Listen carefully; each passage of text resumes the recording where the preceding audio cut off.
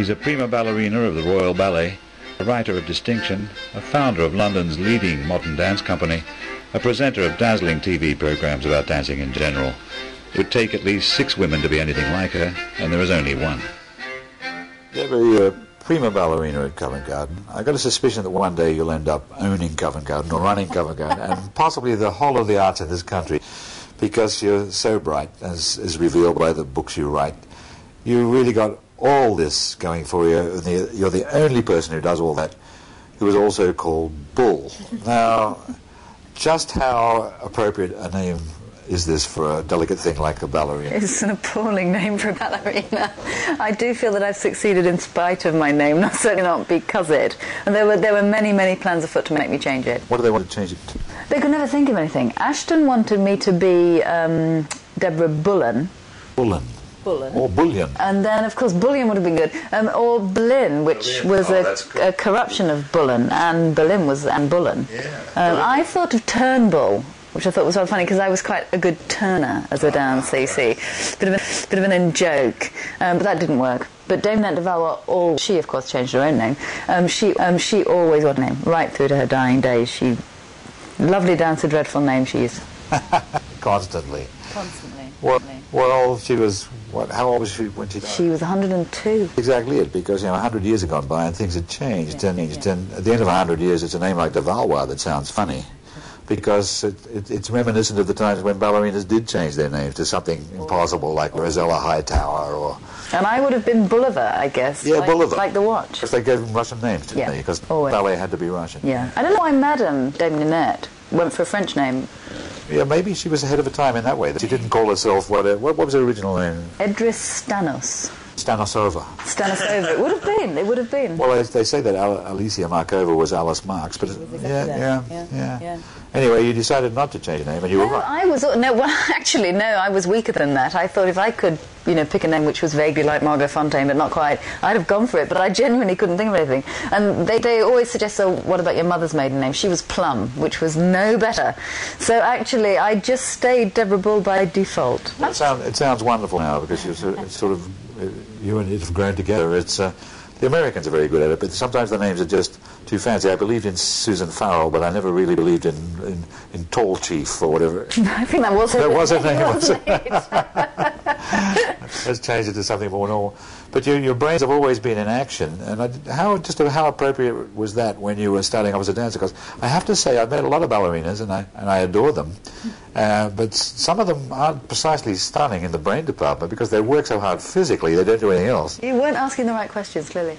Maybe I wasn't. No. I think it's been very useful because I wanted to dance always. I mean, long before I ever realised brains existed, I wanted to dance. And so what the brain was very useful for was overcoming my shortcomings in the dancing department. For instance, I'm very quick at learning things, so I'm a great understudy. So, I've got on a lot in that way. But I've also had the ability to...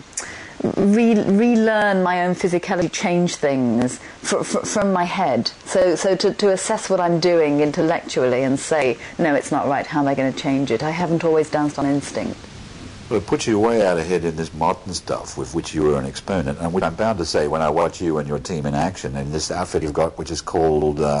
Well, it's the Artist Development Initiative at the Opera House. Artist Development Initiative. It sounds wonderful. It does sound like a security department. It doesn't it? Yeah. You can call it ADI. ADI to his friends. Yeah, but that's modern dance. And if I was going to be convinced about modern dance, you would convince me. But it's a big enterprise, and you've got to convince an audience for it. Absolutely. I think that there's a big problem. There isn't a problem in the modern dance world where there is an audience, but it's a very different audience from the classical ballet audience. And our core audience it's lagged behind a bit with new work, so it's thrown by very, very modern things. I should have thought that the modern ballet suffers from the same downside as any other modern form of art, is that the opportunities to be bad have increased. I have seen some dreadful modern ballets in the way that if I went to the Turner exhibition, I would see some dreadful modern paintings. Yeah. The opportunity to be absolutely, what's the word I'm looking for? Tripe? Do they exist? tripe or trike. So what's the difference? Because in a bad modern ballet, somebody comes out, sticks his hand out, not a lot happens. And in some of the modern ballets I've seen you do, someone comes up, sticks his hand out, and then something miraculous happens for 20 minutes. Yeah.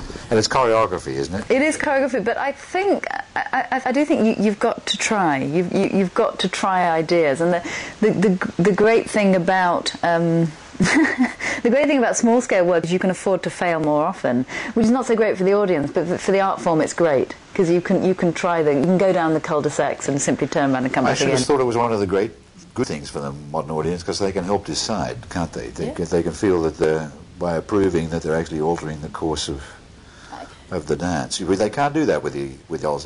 What do you think? This is a very delicate question to ask any ballerina. What do you really think of the old stuff, the classical ballet? The good old stuff, I think, is fantastic. But I think you can see bad classical ballet. I mean, you only have to flick through your local newspapers to see the sort of the latest troupe that's going around under the name of Moscow this or Leningrad that, and then it's really bad. But when it's done well, it's an expression of its time, and I think, as with every art form, be it literature or painting or music, that's a valid way to express. But you have to shift gear a little bit. I'm the original corny ballet fan in that I was drawn into it, first of all, by all the pretty women, and also I was very, very young, and it was the most crude and spectacular and dazzling effect that first thought made me think, hey, it was the Bolshoi on tour in Australia in the late 50s. One of the first times they came out of Russia. They were dancing Spartacus, inevitably, and the girl raced across the stage and flew us off into the air, got caught by the guy in one hand, and I thought, I wish I was him. And that's often, I think, the way in with an art. It's quite often the most crude effect that attracts you first, and then decades went by before I could really tell what one ballerina was doing that was better than someone else. Sure. I think I know a bit about it now.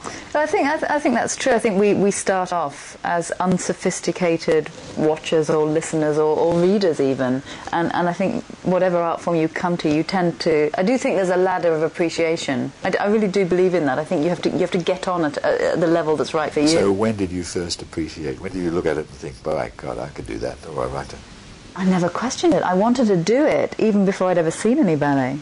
Right from when I was 3, I always wanted. Walking around on the points of your toes. Like skipping, I used to skip everywhere. A great skipper. And now I find it that really interesting because I think, okay, this was the 60s, and there was not really ballet on television, and we lived out in Derbyshire, and there was certainly no ballet at the theatre there. I don't think there was a theatre. So I'm now really interested in where I got the idea from. And of course, I guess it was probably from my mum, who wanted to be a dancer and saw me skipping around, which is a pretty natural thing to do, and that translated into, oh, she's going to be a ballet dancer. This confirms my theory about performers. I work on the supposition that if Rubinstein had been born on a desert island, he would have built a piano out of bamboo. The urge to perform is pretty well unstoppable, and not even ignorance can stop it. No, I think ignorance is an asset sometimes. I really do. I mean, I think if you know the sort of pitfalls and the downfalls, it's better not to know about them. Actually. It's true, and there's nothing sadder than to be brought up in an artistic household with artistic ambitions and not have the ability. And you see that quite often. So what was the first ballet you saw? Can you remember it? The curtains open, or what? Well, I'm trying to think. I think the first ballet I saw it was probably Ballet for All, which was an early touring group which Peter Brinson set up of dancers from the Royal Ballet doing a sort of what we now would call a lecture demonstration program, to be honest. And they went around in the 70s. And I saw, and this is really interesting in the light of what I'm doing now, this sort of crossover between ballet and contemporary dance, they did a tour with London Contemporary Dance Theatre in the early 70s, about 71 or 72. And I saw them in Boston, Lincolnshire. And that, I think, was the first performance I ever saw. And your first classical dancing was included? Classical dancing. There would have been bits of classical dancing in that, excerpts. I saw Coppelia. My first ballet was probably when I went to the Royal Ballet School. It was the stories that drive me nuts. I couldn't get next to the stories of Giselle and Coppelia and that. Well, I think Nutcracker's a tough story to get to the bottom of. Well, everybody seems to, they give it these deep psychological sort of overtones. Yeah, Sleeping Beauty, I know what's going on. But but it's usually the story that drives me nuts, actually, because it leaves you waiting for the spectacular bits, which is not the right way to think. I think probably what Stravinsky and Diaghilev and the whole ballet ruse changed was that the whole thing started to be integrated. Yeah, they took away that sort of recitative aria type situation which was existing in ballet. But in that old recitative and then the spectacular bit and the tour de force numbers for the ballerina is the heart of the ballet, isn't it? Unless you can do those things. Yeah, exactly. I mean, it's a tricky one because, of course, it is an art form, and there are dancers who can't the technical stuff but are brilliant artists. But I think in this day and age, it's very difficult not to have both because there's so many dancers around that do. You've got to be able to do the 32. What are they called? Fouettes. You've got to be able to do the 32. Well, you have really. You have, or you've got to be exceptionally good in some other area. I can do 2. 32 is. You're getting there. Yeah.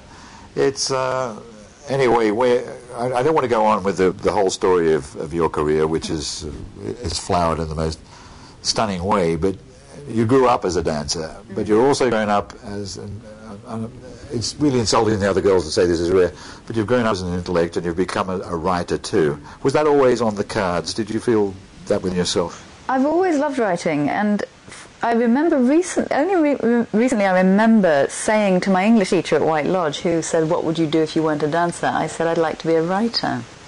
And he said, "Oh, well, you know, if you worked very hard, you might be able to." Because your essays were good. Yeah, well, I guess my essays were good. And I only recently remembered that I'd said that. I always loved writing. I always wrote a diary, which I think is a pretty good training, actually.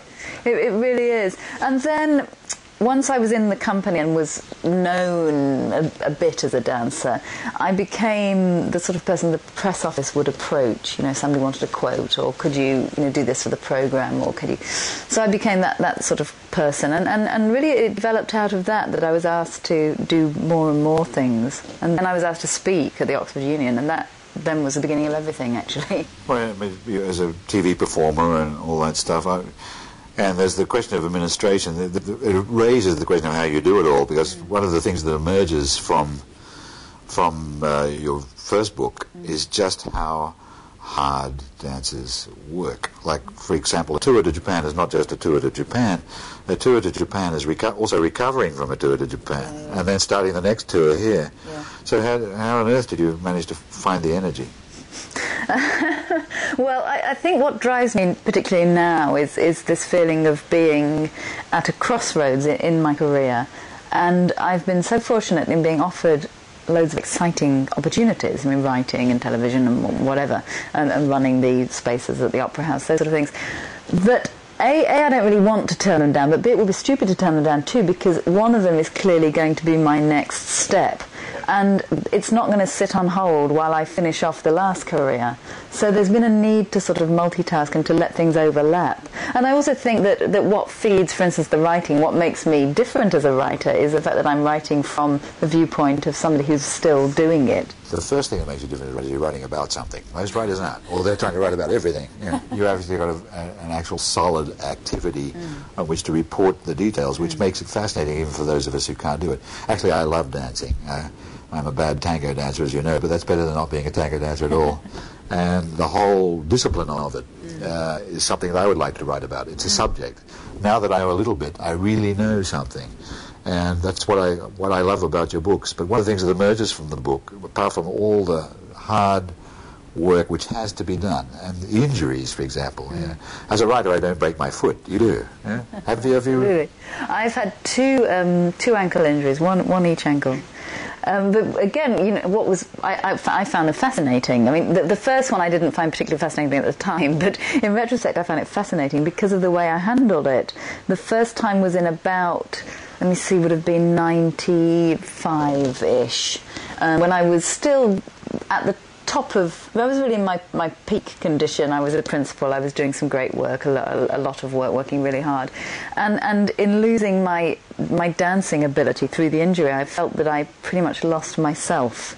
that I didn't really know who I was or It's what I was supposed to do. It's the performer's nightmare, isn't it? Yeah, and I really suffered from that. I was off for 6 months. I didn't know what to do with myself. I did stupid things. I couldn't really focus.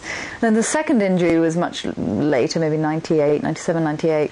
And by then I was glad of the time away from dancing. And I used it very creatively, and I was not bothered about not being with the company on tour, for instance, whereas the first time it was like a sense of loss. So you've got a compensation for, I think Michael Soames once said, a very, very touching thing. He said the tragedy of this business is that you really find out what you're doing at just the moment when your body ceases to obey you. Absolutely. And he's really talking about time. Yeah. And you have opened up this wonderful door into a second time. And I admire it. It looks like foresight. Actually, the accident plays a big part in human affairs, doesn't it? Yeah, definitely. I mean, I've not been strategic about my career at all. People think nobody ever is. They say so. Yeah, afterwards. Yeah, exactly. No, well, I admit I haven't been. But it's amazing the number of people who say, "Oh, you've been so smart. You know, you've really planned this, haven't you?" And I go, "Listen, I didn't plan a thing. You know, I'm just asked to do things, and if they sound interesting, I say yes, and if they don't, I say no, and that's it." But the perception is that I've been quite, hard bitten about it all. You've done a lot of choosing, but sometimes things choose you. And one of the things that's going to choose you is obviously arts administration, and that brings us to Covent Garden, because it's a huge, complex venture, and it's got to be subsidised. It's got to be run, and in the last few years, the running of Covent Garden has become a story in itself, which makes running it harder. The minute you're a story, things get harder, right? Yeah. I mean, I feel for anybody who takes on that job, because it is instantly in the public eye, in the way no other arts organisation is, apart from maybe the Dome, but I don't think that's an art organisation. Well, the Dome, I actually am a great Dome appreciator, and I love Dome stories, and I know everything about the Dome, because you didn't have to be Nostradamus to know there's a nightmare before it was erected. The first thing is the wrong shape. There's no such thing as a round building. There's nothing you can do in it. Round building is for round people and round things. So just leaving the Dome aside, because Covent Garden is tough enough, you've probably done the right thing, is that you've got a piece of it. The new spaces, they're yours, aren't they? Well, again, that's been really interesting too. I mean, I assumed that my career would follow a sort of a normal path. Perhaps I'd become a teacher, or, might even become a sort of assistant to somebody directing the company or whatever. But somebody said to me, "Oh, no, you're going to make your own job." And I thought, well, what the hell does that mean? But actually it's exactly what's happened, is that a job which was never previously there, because the other spaces were never there, has opened up, and I've almost by osmosis started to do that. I'm just too old-fashioned to call anything a space except space, but to me they're theatres, and I've got my eye on one of your theatres, because they're going to become so attractive to put on new events in. I can think of a couple of things I'd love to do there. We may have to talk about this later. Perhaps not here. I can't blackmail you here on air.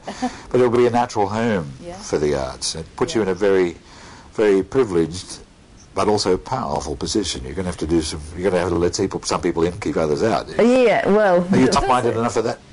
I don't know, we'll see. First of all, I have to officially be given the job, because although I look after the Claw, which is the smaller theatre, studio theatre, I don't... Space, if you like. Space. It's a space. Claw space. I don't look after the Limbury, although everybody thinks I do. I don't know why they think that, because I never said I do, but they think I do. And I think the Opera House needs to formalise what I do, and if I don't do it, then who does? Somebody has to do it, because so far it's really been a bit of a garage. It's been wonderful open door policy, but that can't go on forever, because I think the theatre is too important.